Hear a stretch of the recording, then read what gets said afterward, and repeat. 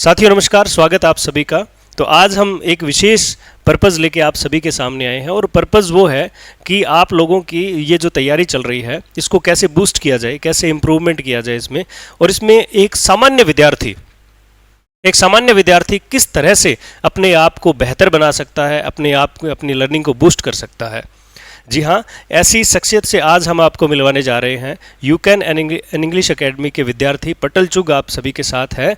और ये एक ऐसे विद्यार्थी जो इंग्लिश में काफ़ी इनका नॉलेज अच्छा था और जीके में काफ़ी इनको स्ट्रगल करना पड़ा। समय समय पर इन्होंने हमसे एडवाइस लेते रहे और हम कंसल्ट कर करके इस चीज़ को थोड़ा सा इम्प्रूव करते रहे और एक समय ऐसा आया कि 165वीं रैंक पे इनका सिलेक्शन हुआ। जी हाँ, हमने इनके नोट्स देखे हैं, हमने इनको पढ़ते हुए देखा है, हमने इनको टेस्ट सॉल्यूशन करते हुए देखा है, हमने इनको परेशान देखा है डाउट्स सोल्व करते हुए, हमने इनको परेशान देखा है अपने कई बार नंबर कम आने वाली परिस्थितियों में भी। तो ऐसी परेशानियों को झेलते हुए यहाँ तक पहुँचे हैं और बैक टू बैक कहें तो पिछले 4 पेपर में इन्होंने अपना सिलेक्शन करवा दिया है। एक बड़ी अचीवमेंट होती है। एक सामान्य परिवार, एक सामान्य से नॉलेज लिए हुए एक विद्यार्थी लगातार 4 ग्रीन रजिस्टर पर साइन करके आज यहाँ पर है और बिल्कुल अपने घर के नज़दीक ही पोस्टेड है। इन्होंने सबसे पहले ग्रेड 3 के अंदर अपना सिलेक्शन करवाया, फिर ग्रेड 2 के अंदर, फिर एलडीसी का रिजल्ट आया, उसमें सिलेक्शन हुआ और वर्तमान में कुछ ही दिन पहले इन्होंने डॉक्यूमेंट वेरिफिकेशन करवाया संस्कृत शिक्षा डिपार्टमेंट ग्रेड 2 के पद पर। आज आप पटल चुग से ये जानेंगे कि इन्होंने अपने जो है वो इस यात्रा के दौरान किस तरह से जीके को, इंग्लिश को किस तरह से मैनेज किया, कैसे पढ़ा, इनकी क्या परिस्थिति और कहाँ अगर ये थोड़ा सा वीक होने लगे तो कहाँ इन्होंने अपने आप को और बेहतर बनाया, क्या टेक्निक्स लगाई। जब हम इनसे बात करते हैं तो हमें ये पता चलता है कि इन्होंने हर एक उस सोर्स को अपना साथी बनाया, हर एक उस सोर्स को अपने साथ लेकर चले जहाँ से उनको बेनिफिट मिलना चाहिए था। कुछ ऐसे ही अपने आप को इम्प्रूव कर सकते हैं। मैं भी इंग्लिश या फिर जीके को समय समय पर क्लासरूम के माध्यम से या यूट्यूब वीडियोज़ के माध्यम से आपको बताता रहूँगा, लेकिन ये एक रियल एक्सपीरियंस है। एक स्ट्रगल करता हुआ विद्यार्थी है और वर्तमान में भी पढ़ाई को बड़ा ही प्रेम दे रहे हैं, छोड़ नहीं रहे हैं। अब भी जो है खूब सारे टेस्ट दे रहे हैं, आगे की पढ़ाई के लिए तत्पर है बिल्कुल। और जब भी हमें यानी यू कैन को कभी पटल चुग के सहयोग की ज़रूरत पड़ती है, कभी पीछे नहीं हटते। मैं इनको बहुत बहुत शुभकामनाएं देता हूं इनके बहुत सारी अचीवमेंट्स के लिए और इनके परिवार को भी बहुत बहुत शुभकामनाएं कि इन्हें पढ़ाया लिखाया और यहाँ तक पहुँचाया। आप आगे आने वाले कुछ समय पटल चुग सर से ये जानेंगे कि राजस्थान ग्रेड 2 में जो जीके का पार्ट है, राजस्थान है, इंडिया है, साइकोलॉजी है, ठीक है, उनको किस तरह से डेवलप करें ये पहले अपने बारे में बताएंगे और आफ्टर दैट आपको ये बताएंगे कि बहुत बड़े बड़े सोर्सेज न लेके भी आप जो है अच्छे नंबर गेन कर सकते हो जीके में। तो वो कैसे किया जाएगा ये आपको सर बताएंगे। सुनिए आप बड़े ध्यान से, नोट्स बना लीजिए इन चीज़ों के और आप एक बार फॉलो करके ज़रूर देखें इन चीज़ों को। कुछ समय के लिए 1-2 टेस्ट के लिए फॉलो करके देखें, यू विल गेट बेनिफिट्स। आप बहुत सारे बेनिफिट्स प्राप्त करेंगे और हो सकता है आप रैंक भी आने लग जाए आपकी, अच्छा स्कोर भी करने लग जाओ। तो सर आप रेडी हैं?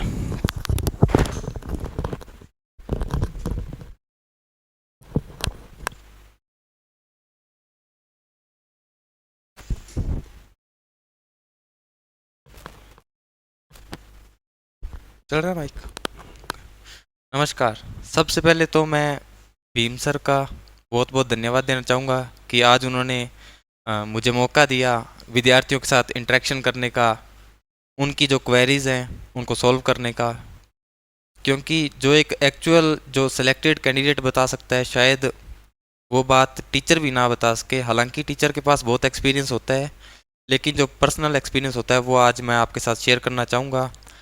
तो एक बार फिर से स्वागत है आपका इस यू कैन अकेडमी RSNR में। सबसे पहले तो मैं आपको एक बात बताना चाहूँगा कि मैं एक सामान्य सा विद्यार्थी हूँ। इंग्लिश का थोड़ा बहुत मुझे ज्ञान था, लेकिन यू कैन अकेडमी में आने के बाद बिल्कुल बेसिक से जो एडवांस लेवल की इंग्लिश होती है मुझे सीखने को मिली। टेस्ट के थ्रू सर की गाइडेंस मिली और बस इसी तरह से मुझे सर सिलेक्शन के करीब ले गए। तो लेकिन आज हम स्पेसिफिक बात करने जा रहे हैं जीके पर।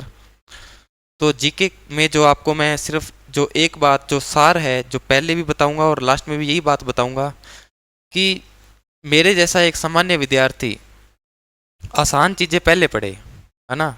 क्योंकि मैं एक सामान्य सा विद्यार्थी था, मुझे बिल्कुल भी जीके का, और स्पेसिफिकली मैं कहूँ कि राजस्थान जीके का इतना नॉलेज नहीं था।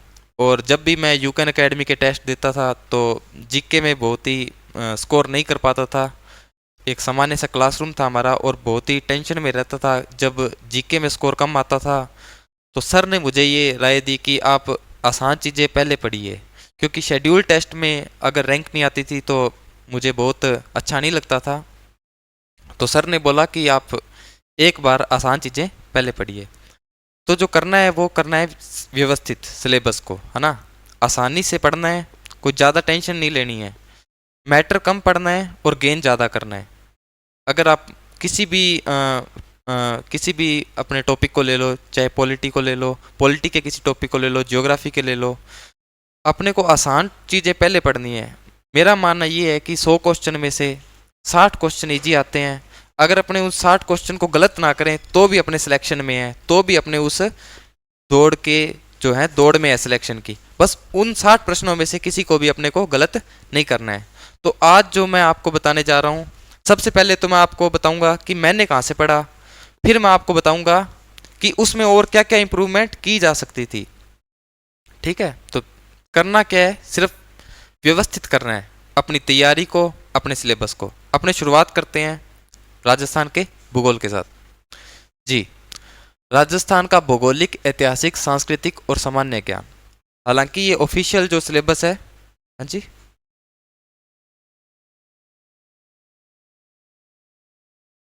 हालांकि ये जो ऑफिशियल सिलेबस है ये पूरा इंग्लिश में है, लेकिन इसको हिंदी में हमने यहाँ पर आपकी सुविधा के लिए ट्रांसलेट किया है, बिल्कुल ठीक है। राजस्थान का भौगोलिक, ऐतिहासिक, सांस्कृतिक और सामान्य ज्ञान, उसमें भी अगर हम बात करें तो सबसे पहले है हमारे सामने ज्योग्राफी। ज्योग्राफी वर्तमान में लोग जो विद्यार्थी हैं, नए विद्यार्थी हैं, काफ़ी कंफ्यूज हैं कि नया पढ़ें या पुराना पढ़ें। उस पर भी हम बात करेंगे थोड़ी समय बाद, लेकिन फ़िलहाल हम बात करते हैं कि अपनी ज्योग्राफी को कैसे स्ट्रॉन्ग कर सकते हैं।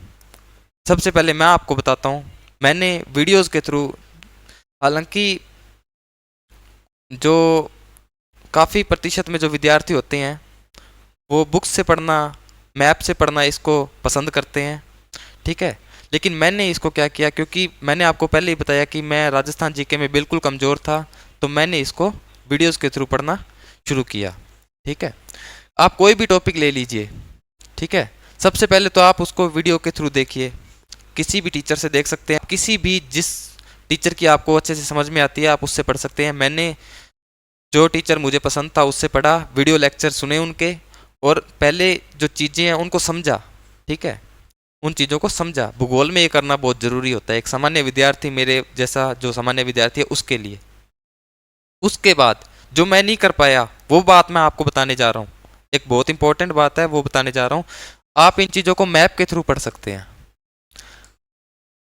इस पूरे भूगोल के पोर्शन को आपको पढ़ना चाहिए मैप के थ्रू।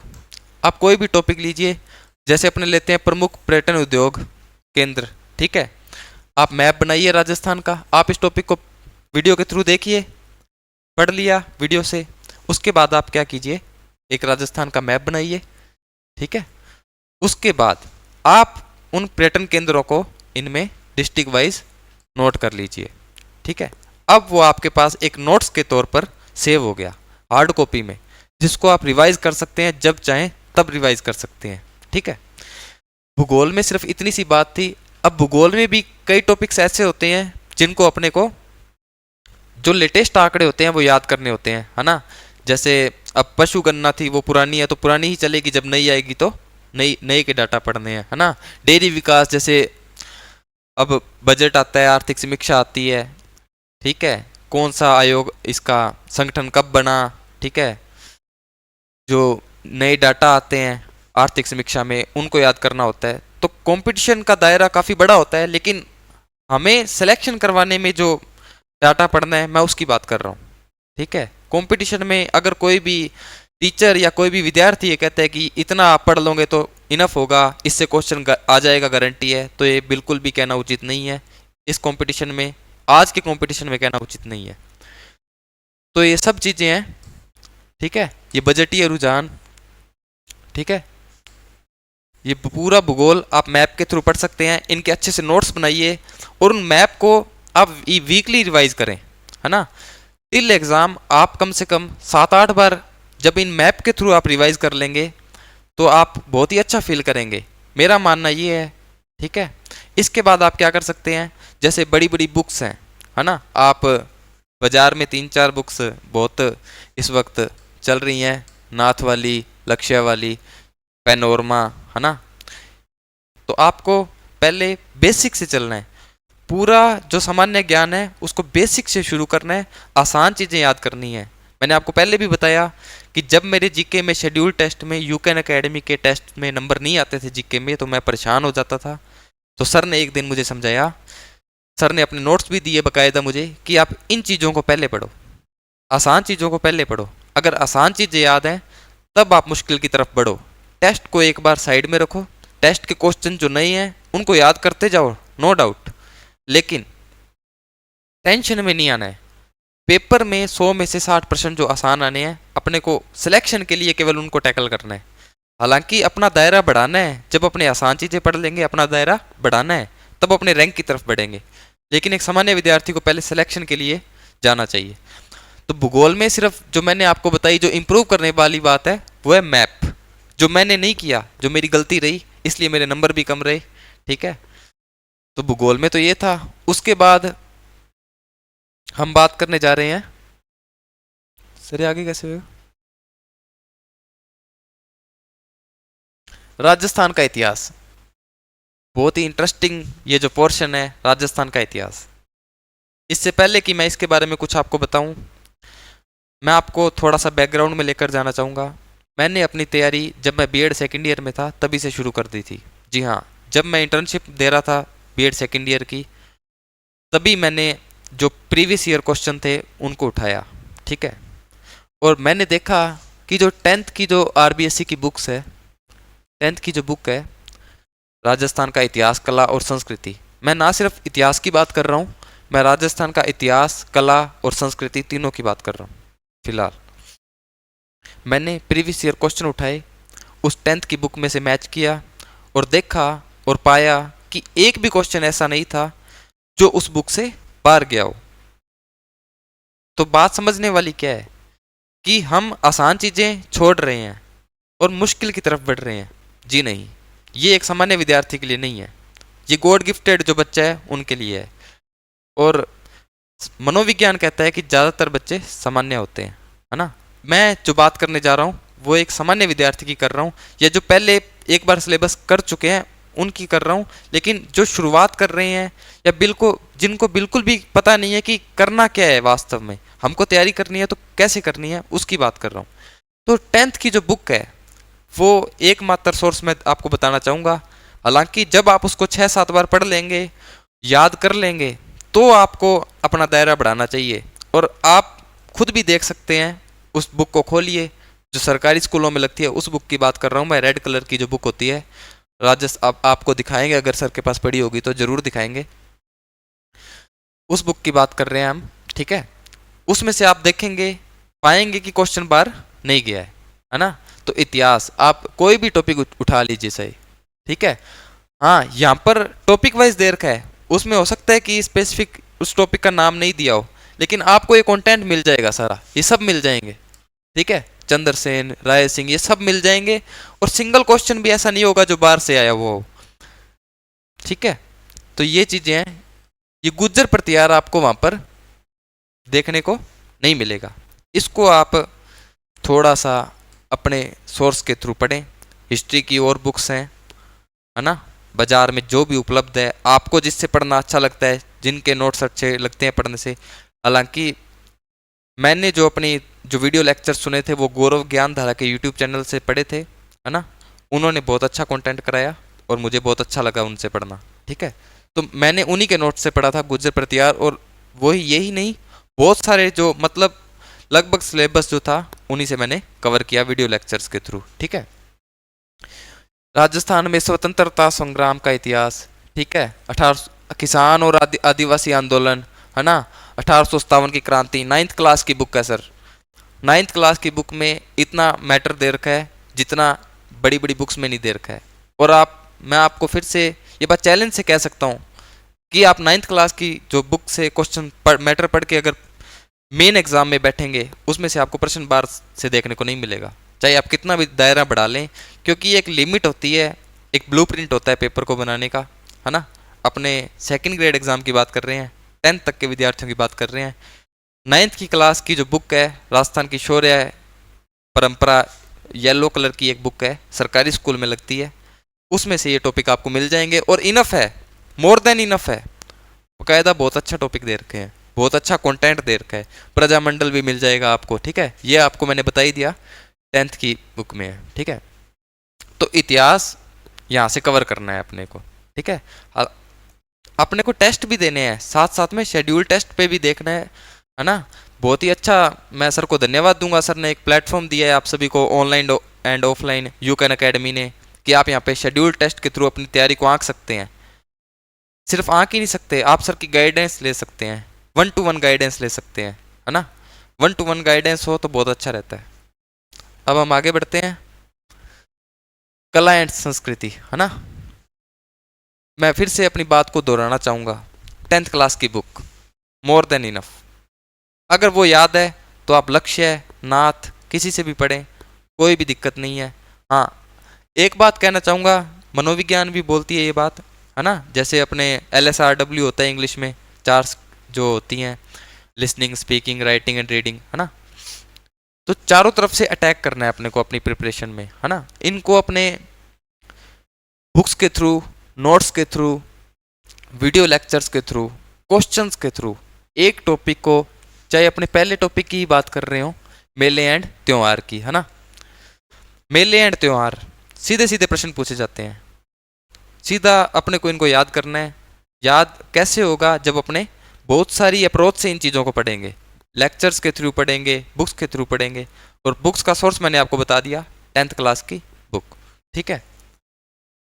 और क्वेश्चन कैसे आते हैं, आप प्रीवियस ईयर क्वेश्चन उठाकर देख सकते हैं, बिल्कुल सामान्य से प्रश्न आएंगे और आपको उस 10th की किताब से ये सारे प्रश्न मिल जाएंगे। इन टॉपिक्स में से जितने भी क्वेश्चन होंगे, आप ये ना समझें कि मैं आपको कम बता रहा हूँ, मैं आपको बहुत ज़्यादा कंटेंट बता रहा हूँ, ठीक है। मैंने लेवल बिल्कुल अपग्रेड रखा है 2nd ग्रेड का। लोग क्या कह रहे हैं उन चीज़ों पर मेरा कोई भी ध्यान नहीं है इस वक्त। मैंने जो पढ़ा मैं आप सिर्फ वो बता रहा हूँ, और रिजल्ट आपके सामने है, सर की कृपा से 4 सिलेक्शन मेरे पास है, ठीक है। चलिए आगे बढ़ते हैं। राजस्थान की राज व्यवस्था, ये एक ऐसा पोर्शन है जहाँ पर काफ़ी विद्यार्थी जो हैं मात खा जाते हैं। अगर मैं एडवांस लेवल की बुक की बात करूं, मैं बात करता हूं पहले बेसिक की, है ना।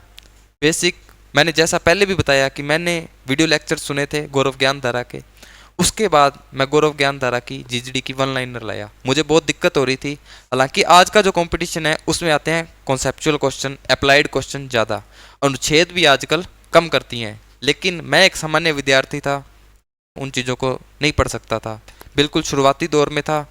2022 में मैंने अपनी BEd कंप्लीट की और मुझे जल्दी सिलेक्शन लेना था स्मार्ट स्टडी से। तो अगर आपको स्मार्ट स्टडी करनी है तो आप यूकैन अकेडमी ज्वाइन करें, बहुत ही कम समय में आपको आप अपने सिलेक्शन को श्योर कर सकते हैं, ठीक है। राजस्थान की राज व्यवस्था, तो मैंने इनको वीडियो लेक्चर्स के थ्रू, GGD 1 लाइनर के थ्रू पढ़ा, ठीक है। एक बुक है एडवांस लेवल की जो मैं आपको बताना चाहूँगा, मौर्य एवं द्विवेदी जी की, है ना। अगर आप अपना दायरा बढ़ाना चाहते हैं तो मौर्य एवं द्विवेदी जी की जो बुक है उसको आप ज़रूर पढ़ें, आपको यकीनन उससे बार प्रश्न देखने को नहीं मिलेगा, इस बात को मैं कह सकता हूँ। और उसमें बहुत ही अच्छे MCQs भी दे रखे हैं, आप उसके थ्रू भी अपनी जो तैयारी है उसको आंक सकते हैं। और यूकैन अकेडमी के जो शेड्यूल टेस्ट हैं वो तो आपके सामने है ही, ठीक है। पॉलिटी, ज़्यादातर क्वेश्चन पंचायती राज जैसे एक क्वेश्चन फिक्स है, आना ही है, वही लिमिटेड मैटर है, कोई करंट का क्वेश्चन नहीं है, सीधा सीधा याद करना है कि शुरुआत कब हुई, ये सब बातें हैं, ठीक है। ये सब चीज़ें जो हैं, सचिवालय, प्रमुख सचिव, पूरी लिस्ट होती है, पूरा याद करने वाली बातें हैं, है ना। जो चीज़ें याद करने वाली हैं उनको अपने थोड़ा सा, एक मैं आपको ट्रिक बता सकता हूँ। जैसे मुख्यमंत्री हुए, राज्यपाल हुए, प्रधानमंत्री हुए, है ना, राष्ट्रपति हुए, इनकी क्या है कि इनके क्रम पूछे जाते हैं, है ना, पहले कौन आया बाद में कौन आया। इसको अभी आप वैकेंसी आई नहीं है, अब अभी याद करके बैठ जाओगे तो आप कल ही भूल जाओगे। तो मैं क्या करता था, पर्सनल एक्सपीरियंस, कि मैंने पूरा एक अपने माइंडसेट बना रखा था कि एग्ज़ाम, मेन एग्ज़ाम से 2 दिन पहले मैंने क्या याद करना है। फॉर एग्ज़ाम्पल, मुझे कभी भी सहायक नदियाँ याद नहीं हुई, नेवर। मुझे कभी भी तेजा जी का घोड़ा या पाबू जी का घोड़ा, इन चीज़ों में काफ़ी कन्फ्यूजन रहती थी, ठीक है। तो इन चीज़ों को, जैसे गुज्जर प्रतिहार टॉपिक है, मुझे बहुत बार पढ़ने के बाद भी याद नहीं हुआ। तो इन चीज़ों को क्या कर रखा था, मैंने अपना माइंडसेट बना रखा था, नोट कर रखा था, बकायदा लिख रखा था कि एग्ज़ाम से सिर्फ 2 दिन पहले तक मेरे को अपना बाकी सिलेबस कवर कर लेना है। एग्ज़ाम से 2 दिन पहले मुझको सिर्फ यही टॉपिक पढ़ने हैं और इन टॉपिक में भी मुझको ये चीज़ें याद करनी है, जैसे मुख्यमंत्री के और प्रधानमंत्री के, राज्यपाल के और राष्ट्रपति के अनुच्छेद को रिवाइज करना है। बाबू जी, गोगा जी, इन सब के जो घोड़े हैं, इनकी पत्नियां हैं, काफ़ी कन्फ्यूजेबल जो वर्ड्स हैं, है ना, तो इनमें थोड़ी क्वेश्चन गलत होने का चांसेस ज़्यादा रहता है। तो इन चीज़ों को लास्ट टाइम पे अपने याद कर सकते हैं, है ना। खनिज हुए, कौन सा खनिज, बहुत ही अजीब तरह के से नाम होते हैं खनिजों के भी, है ना, तो इनको अपने लास्ट टाइम में पढ़ सकते हैं। तो बात कर रहे थे पॉलिटी की, मुख्यमंत्री, अनुच्छेद याद होने चाहिए, डायरेक्ट याद होने चाहिए, एक बार में याद नहीं होंगे, कम से कम इन चीज़ों को आप 5-6 बार पढ़ेंगे। और ज़रूरी नहीं है कि सिर्फ अनुच्छेद से ही क्वेश्चन आए, इनको आपको वीडियो, मैं आपको बता रहा हूँ, आपको एक ही पोर्शन पर बहुत ही अप्रोच से अटैक करना पड़ेगा। आपको सुनना भी पड़ेगा, पढ़ना भी पड़ेगा, टेस्ट भी देने पड़ेंगे। जब एक ही टॉपिक पर आप बहुत अप्रोच से अटैक करेंगे, तब वो चीज़ें आपको समझ में आने लगेंगी, याद रहने लगेंगी। मेन मुद्दा है याद रखने का, भाई आपकी मेमोरी कितनी है। और जैसा कि मेरे को सर ने भी बताया था कि आपको अगर अपनी मेमोरी जिनकी कमज़ोर रहती है, तो हर 7वें दिन जो वीकली है उस चीज़ों को रिवाइज किया करें, ठीक है। आप 1-2 बार पढ़ेंगे तो आपको यह चीज़ें याद रहने लग जाएंगी, ठीक है। ये सारे आयोग हैं, ठीक है, इनमें कितने सदस्य होते हैं, नॉर्मली जनरली यही क्वेश्चन पूछे जाते हैं। आप प्रीवियस ईयर क्वेश्चन देखें, आप खुद ब खुद पता लग जाएगा। ये जो पोर्शन है, इस पर मैं चर्चा करूं इससे पहले मैं आपको बताना चाहता हूं, इनमें से क्वेश्चन आने हैं 30, ठीक है। कितने क्वेश्चन आने हैं? 30, यानी 60 नंबर का ये जो पोर्शन है। कुछ जो विद्यार्थी जिनसे मैंने इंटरेक्शन किया या जो मेरे साथी थे, कुछ विद्यार्थी इस पर इतना जोर दे देते हैं कि जो बाकी का जो मैटर था 240 नंबर का, है ना, जो बाकी के जो 70 क्वेश्चन थे, 140 नंबर सॉरी, वो छूट जाता है। इतना स्ट्रेस नहीं देना है इस पोर्शन पर। हाँ, अपने को करंट अफेयर, राजस्थान, है ना, साइकोलॉजी, इन चीज़ों को पढ़ के, इन चीज़ों को ज़्यादा पढ़ना है क्योंकि इनमें से क्वेश्चन ज़्यादा आने हैं, ठीक है। इतने बड़े पोर्शन से क्वेश्चन आने हैं 30, और ये टॉपिक भी ऐसे हैं कि इनकी कोई सीमा नहीं है, ठीक है। जैसे अब क्या माइंडसेट रहना चाहिए एक विद्यार्थी का, मेरा क्या माइंडसेट था कि अंबेडकर जी से एक प्रश्न पक्का आएगा, तो मैं इनकी बायोग्राफी याद की, ठीक है, इनकी बुक्स याद की, और वही बात हुई, ठीक है। इन्हीं चीज़ों से प्रश्न बनते हैं, है ना। जैसे नेहरू जी का योगदान है, तो नेहरू जी को याद करो, ठीक है।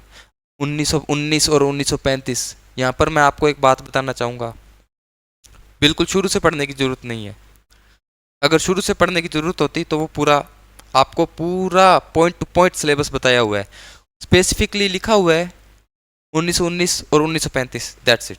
आपको ये पूरे जो दोनों अधिनियम है वो 3 पेज में आपके पास होने चाहिए, दोनों के दोनों अधिनियम 3 पेज में। लास्ट एग्जाम टाइम में तो आप इसको 1 पेज में भी कर सकते हैं, है ना। अब जो टाइम है, वैकेंसी नहीं है इस वक्त, बहुत ही जल्द आने वाली है, आपके लिए खुशखबरी है, वैकेंसी आने वाली है ना। तो अब जो टाइम है वो डीपली पढ़ने का है, लेकिन डीपली का मतलब ये नहीं कि आप सीधी बड़ी बुक्स लें, डीपली का मतलब है बेसिक से शुरू करें और एडवांस लेवल तक पढ़ें, है ना।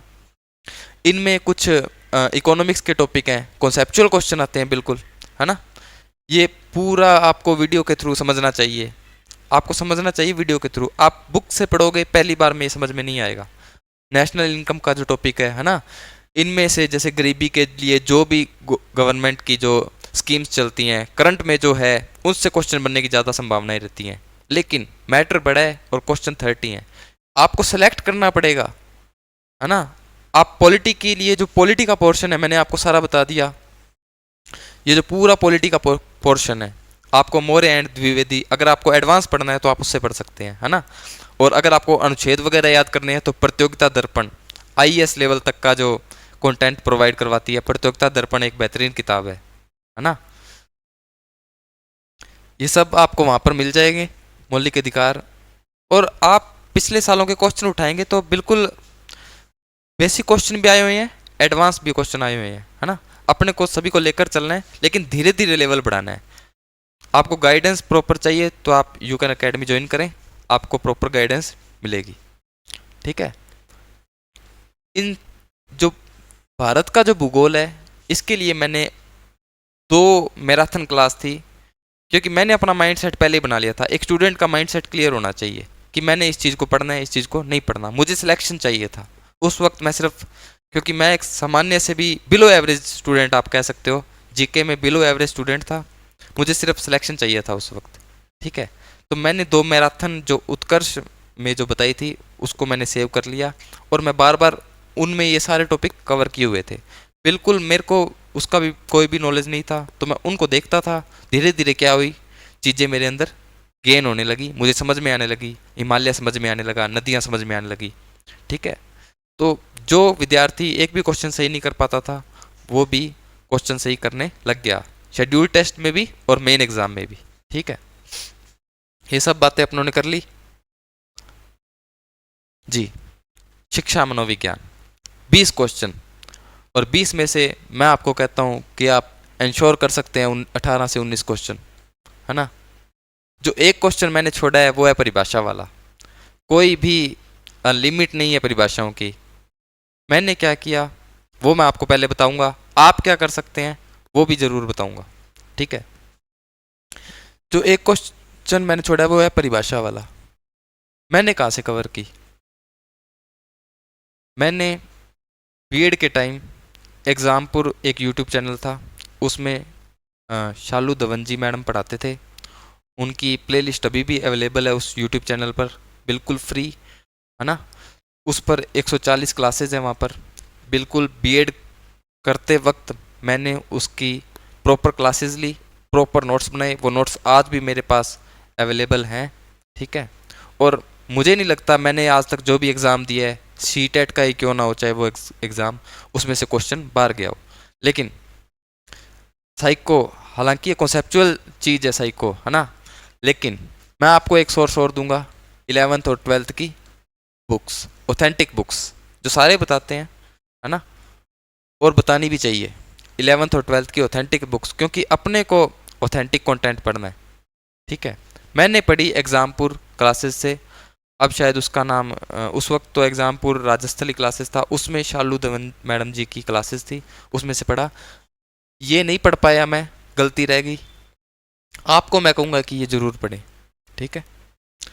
मनोविज्ञान, अगर हम टॉपिक वाइज बात करें तो लर्निंग, है ना, कॉन्सेप्चुअल क्वेश्चन है, लेकिन लर्निंग के जो जितने भी थियोरीज हैं अपने को वो भी याद होनी चाहिए, है ना। ये कुत्ते बिल्ली वाले जो कॉन्सेप्ट हैं वो याद हो जाते हैं, लेकिन इनके जो कैरेक्टरिस्टिक्स हैं, जो भी इनके उद्देश्य हैं, सामाजिक उद्देश्य है वगैरह वगैरह, ये अपने को पता होने चाहिए।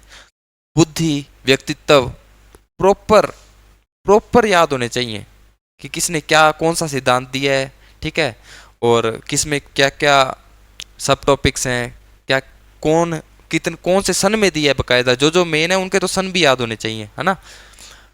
इनमें से याद करने वाले क्वेश्चन भी आते हैं, बुद्धि से और व्यक्तित्व से कॉन्सेप्चुअल क्वेश्चन भी आते हैं, ठीक है। जो चार्ट वगैरह हैं, सामान्य बुद्धि का बालक है ना, ये आपको एनसीईआरटी में भी मिल जाएंगे, और मेन वही है जो एनसीईआरटी में दे रखे हैं।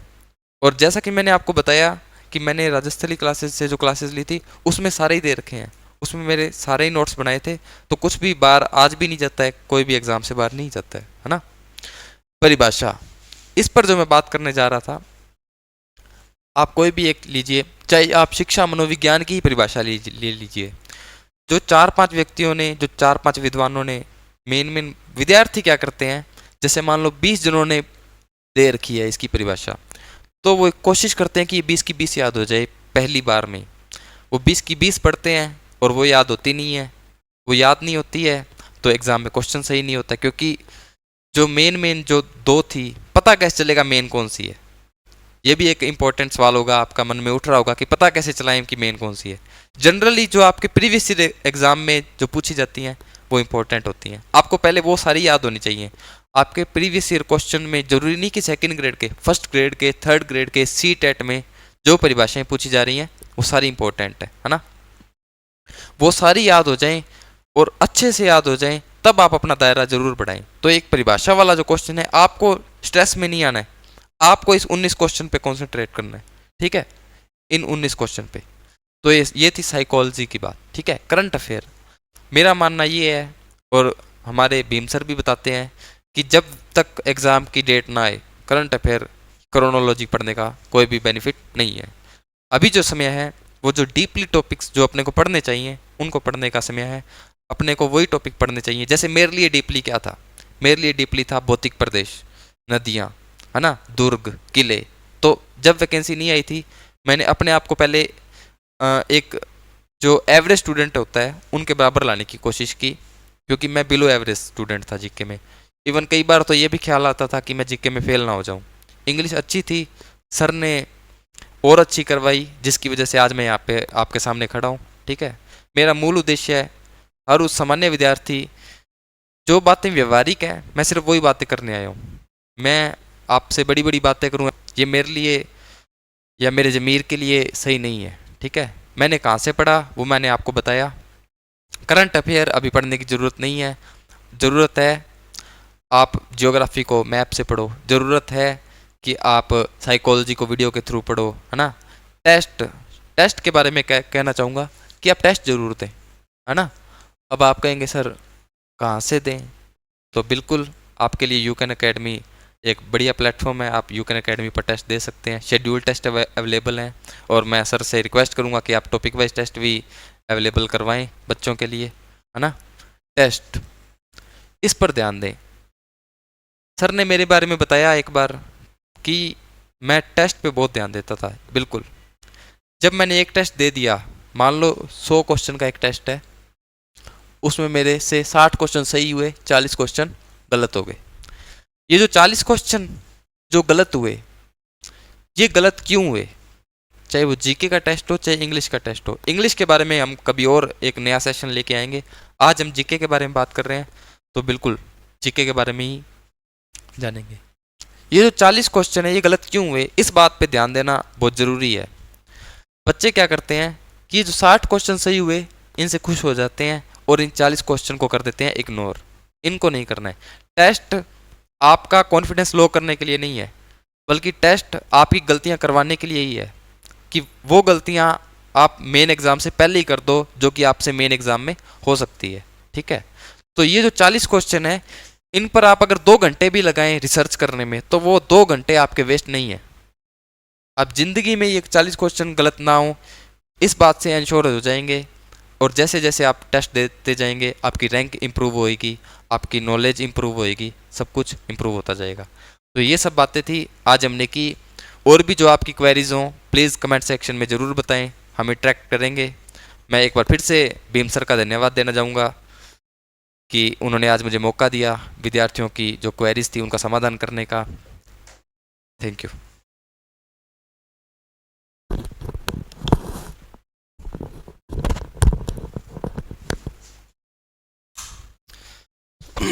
तो सर की बातें आपने सुनी।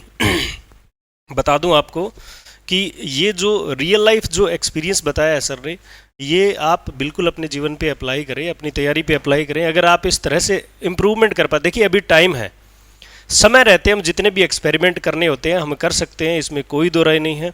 लेकिन समय निकल जाने के बाद, या फिर कह लें कि वैकेंसी जब आ जाती है या फिर डेट डिसाइड हो जाती है परीक्षा की, उसके बाद में एक्सपेरिमेंट तो क्या, जो पढ़ा हुआ है वो भी अगर एडजस्ट हो जाए तो ही अच्छी बात है। तो ये बिल्कुल समय है। बता दूं कि किताब कोई भी बुरी नहीं है, जो भी बातें हैं, जो भी सर ने बताई किताब कोई भी बुरी नहीं है, बस समय होना चाहिए।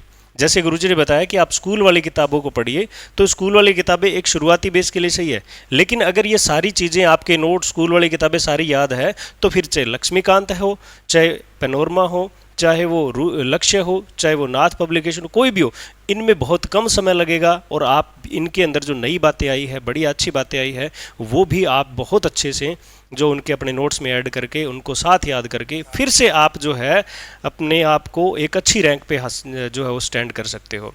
तो किताबें सब पढ़नी है। अगर समय मिलेगा तो ग्रंथ भी पढ़ेंगे सफलता के लिए। अगर समय कम है तो समय कम के अकॉर्डिंग देखिए, सिलेबस पूरा होना जरूरी है। किसी विद्यार्थी ने परीक्षा के जस्ट 2 महीने पहले कोई तैयारी अगर शुरू करी है तो वो बिल्कुल ही छोटी यानी स्कूल वाली किताबें ही पढ़ेगा।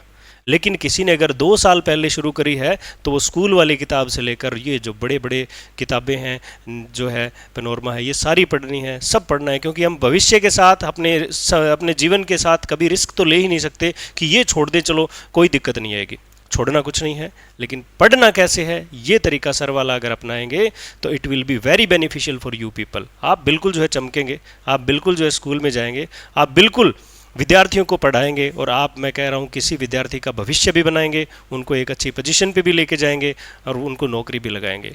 बड़ी उम्मीदें होगी एक अध्यापक को, एक अध्यापक से अपने विद्यार्थी जो भी विद्यार्थी स्कूल में पढ़ते हैं उनको बहुत उम्मीदें होती है कि वो ये पढ़ाए, वो पढ़ाए, इतना अच्छे से हमें ट्रीट करें। आपको सभी करना है, लेकिन सभी करने से पहले ये सिलेबस ढंग से करना है ताकि वो सिलेक्शन की जो सीढ़ियों तक पहुंचो आप।